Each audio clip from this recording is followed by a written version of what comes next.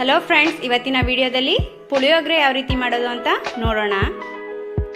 ಪುಳಿಯೋಗರೆ ಮಾಡೋದಕ್ಕೆ ಬೇಕಾಗುವ ಸಾಮಗ್ರಿಗಳು ಏನೇನಂತ ನೋಡೋಣ. 100 ಗ್ರಾಮ್ MTR ಪುಳಿಯೋಗರೆ ಪೌಡರ್ ತಗೊಂಡಿದ್ದೀನಿ. ಹಿಂಗ್ ತಗೊಂಡಿದ್ದೀನಿ. ಒಂದು ಬೆಳ್ಳುಳ್ಳಿನ ಜಜ್ಜಿ ಇಟ್ಕೊಂಡಿದ್ದೀನಿ.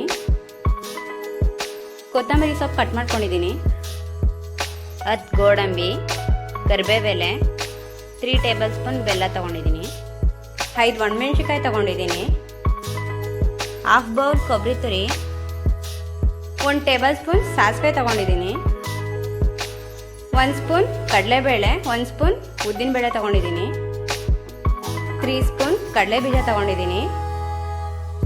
30 ಗ್ರಾಮ್ ಹುಣಸೆಹಣ್ಣನ್ನು ನೆನೆ ಹಾಕಿ ಇಟ್ಕೊಂಡಿದ್ದೀನಿ. ಕುಕ್ಕರಲ್ಲಿ ಅನ್ನ ಮಾಡ್ಕೊಂಡು ಇಟ್ಕೊಂಡಿದ್ದೀನಿ. ಒಂದು ಪ್ಯಾನಲ್ಲಿ 4 ಟೇಬಲ್ ಸ್ಪೂನ್ ಎಣ್ಣೆ ಹಾಕೊಳ್ಳೋಣ. ಎಣ್ಣೆ ಕಾದ್ಮೇಲೆ ಸಾಸಿವೆ ಹಾಕೊಳ್ಳೋಣ. ನಂತರ ಕಡಲೆ ಬೀಜ, ಕಡಲೆಬೇಳೆ, ಉದ್ದಿನಬೇಳೆ ಹಾಕ್ಕೊಂಡು ಕಡಿಮೆ ಉರಿಲಿ ಫ್ರೈ ಮಾಡ್ಕೊಳ್ಳೋಣ. 5 ಒಣಮೆಣಸಿನ್ಕಾಯಿ, ಗೋಡಂಬಿ ಹಾಕ್ಕೊಂಡು ಕಡಿಮೆ ಉರಿಲಿ ಕಲರ್ ಚೇಂಜ್ ಆಗೋವರೆಗೂ ಫ್ರೈ ಮಾಡ್ಕೊಳ್ಳಿ. ನಂತರ ಜಜ್ಜಿರೋ ಬೆಳ್ಳುಳ್ಳಿ ಹಾಕೊಳ್ಳೋಣ. ಕರಿಬೇವೆಲೆ ಹಾಕೊಳ್ಳೋಣ. ಸ್ವಲ್ಪ ಹಿಂಗೆ ಹಾಕೊಳ್ಳೋಣ.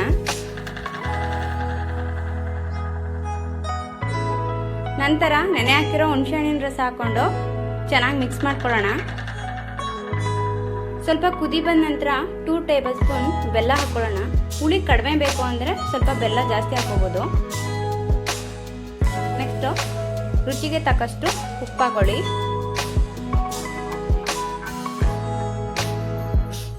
ನಂತರ ಪುಳಿಯೋಗರೆ ಪೌಡರ್ ಹಾಕೊಂಡು ಚೆನ್ನಾಗಿ ಮಿಕ್ಸ್ ಮಾಡ್ಕೊಳ್ಳೋಣ. ನಂತರ ಕೊಬ್ಬರಿ ತುರಿ ಹಾಕೊಳ್ಳಿ. ಕೊಬ್ಬರಿ ತುರಿ ಪುಳಿಯೋಗರೆಗೆ ತುಂಬ ಟೇಸ್ಟ್ ಕೊಡುತ್ತೆ. ಚೆನ್ನಾಗಿ ತಿರುಗಿಸ್ಕೊಳ್ತಾ ಇರಿ, ಇಲ್ಲಾಂದರೆ ತಳ ಹಿಡಿಯುತ್ತೆ. ನೀರೆಲ್ಲ ಹಿಂಗೋವರೆಗೂ ಒಂದು 5 ನಿಮಿಷ ಚೆನ್ನಾಗಿ ಬೇಯಿಸ್ಕೊಳ್ಳಿ. ನಂತರ ಕಟ್ ಮಾಡಿರೋ ಕೊತ್ತಂಬರಿ ಸೊಪ್ಪು ಹಾಕ್ಕೊಂಡು ಚೆನ್ನಾಗಿ ಮಿಕ್ಸ್ ಮಾಡ್ಕೊಳ್ಳಿ.